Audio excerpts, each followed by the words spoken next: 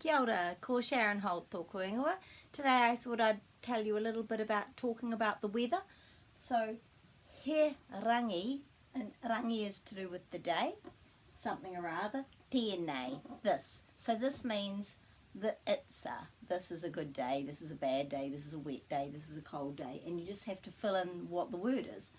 He rangi mā ku tēnei, this is a wet day. He rangi wera tēnei, this is a hot day, and it kind of means it's a hot day.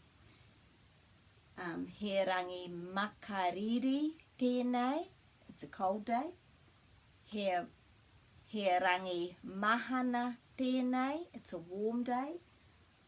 He rangi pai tēnei, it's a good day.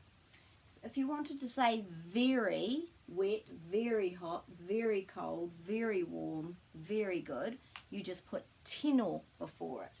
So you would say he rangi tino maku tēnei. It's a very wet day.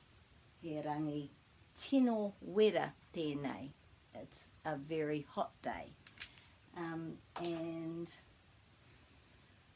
yeah, I think that probably covers it. If you wanted to say night instead of day, you just change this to pō.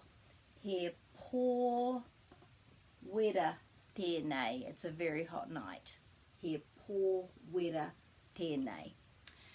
So hopefully that will help you to add a little bit more vocabulary and a new sentence to describe the day.